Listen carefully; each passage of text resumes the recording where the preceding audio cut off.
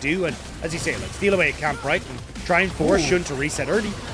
Oh, okay, well, there's first blood. They're going to be able to make it a second one here as Lucas trying to flash away, keep himself alive. They're going to try and tank up this turret. One more auto attack, and that's going to be enough. iBoy and the bot lane of RA coming out with 2 kills. Oh, here we go. They're going to use the Grand Entrance, jump straight onto iBoy, and there is nowhere for him to go. Did not have a flash, had nowhere for safety. Would work. They've actually started off the Rift Herald here for IG, but Radam are not really interested in it just yet. They're going to try and maybe commit to Yukai as they jump in with the Chaos Storm. They're going to drop down the Gravity Field as well. He flag and drags, gets the Cataclysm down. That's going to be first blood. That's going to be first blood, first kill of this fight. As we can see, iBoy now feeling very confident, trying to see if he can get something there. Flash was invested here by Luyan, but nothing else. But while that was all happening, IG got themselves a Rift Herald. To a certain extent, but we'll have to see.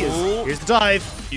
Cube has no undying rage. He's going to try and walk himself away. Yukai, though, under the tower. Will can see a flash away as Zika tries to go in. Ignite ticking, and it's good. Yukai picks himself up that kill, and that's the picks we wanted to see. Harry's Strive and iBoy are for these team fights. Yeah, looking at both of them with about 1,600 gold. As I say, that Strive gets caught out, but they do drop down the Cataclysm straight away. Look at the damage coming out, though, from the Victor. And in a fight that IG chose, they come out with a 1-for-1. Now they've got themselves an opportunity to take down Leanne, but he's in a very good position. And now an aggressive move here from the Tam Kench. Oh, beautifully set up there, right on top of the traps. But this is a Gwen. She's immune, but not immune to a Super Mega Death Rocket. iBoy picks himself up a kill. So overall, it's still a 2-for-2 trade across the map. The Dragon spawning at minute and a half. Oh, hang on, we're going to see the Destiny Gate coming in. Zika's coming on the flank, but Yukai gets caught out immediately. There's no virtual follow-up, as we can see now. 4-man quickness into a 3-man knockup, and they get the Crescent Guard to knock everybody back. They get the Jinx, they get the Tam Kench, they even get the Victor. Massive fight for IG. Take out the front line, but there will be 3 minions as we go straight back into the fight. The Needlework going to be doing so much. Another fantastic Crescent Guard. They get the Cataclysm down, but 2 kills for the Aphelios as On finally gets himself some more kills. Gets himself right on top of the rest of the team, and this is going to be a little bit of a win there for Cube, but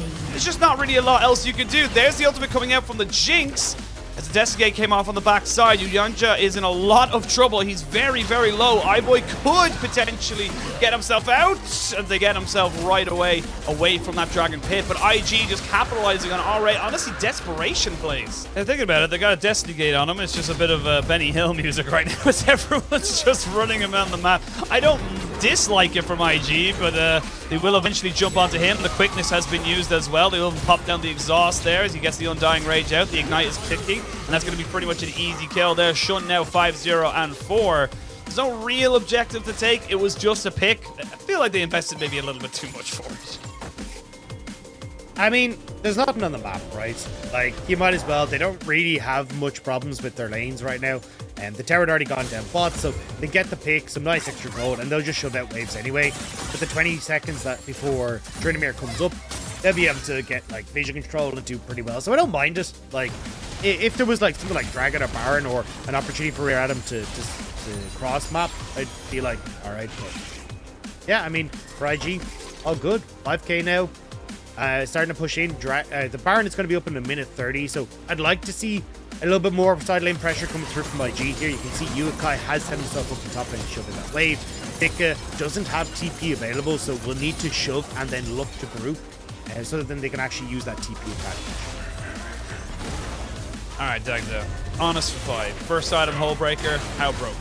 How broken is it? Because I feel like right now it's not very. I'm trying to hype it up, but I've seen it before. Like, it is not bad. Like, we've actually seen Hullbreaker before in the LPL. I'm pretty sure, I can't remember exactly who it was, but it was a Graves who played it, and it worked out super well. So I actually don't mind the item in and of itself. I just don't think when you're already like 20 to 30 CS behind and 2 levels down that you should be going Hullbreaker. Like, at that stage, I think just go for Gale Force and play for team fights, especially with how big iBoy was. Rare Adam can just look to dominate at objectives and play through that. And especially when IG haven't been the best at 1-3-1, it seems like a no-brainer. But fortunately for Rare Adam, they try to contest the side lane, and it's only just enabling IG so much more. Well, Baron will be spawning in 30 seconds, a minute until the Infernal Soul is available. As we can see there, a little bit of damage being poked out here, but a lot of damage being returned as this Aphelios has got the IE now completed. Both 80 carries on 3 items, and it does feel like Getting a little bit harder for RA to really do anything here, and you can see already in the sideline on the minimap, there's just not really a lot this Tryndamere can do. 3 items and actually an extra stopwatch for Zika and the top side, so doing as much as he possibly can do just to mitigate any sort of kill pressure that RA might have collapsing on him. And now, speaking of collapsing, they're going to jump straight onto this Baron. I just don't think there's anything you can do here. Yes, you have a great ward here. Baron will be started and it'll start to go down. It's going down very fast, though. Yeah, IG absolutely dismantled this thing. Leon is spotted.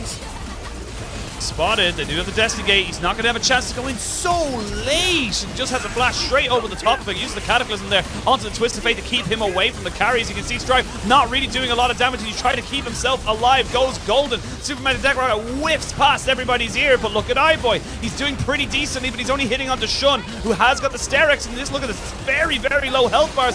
TP coming back in for Zika. This time Tench tries to go aggressive and gets taken out. Now iBoy caught between a rock and a hard place and in the wrong side of the map. He will be taken out as IG continue their dominance in this game. They'll pick up a soul, they'll pick up the Baron, they'll pick up everything. They might even just end the game. I mean, with 3 dead for 20 seconds, Baroned up, creeps coming in, and waves galore.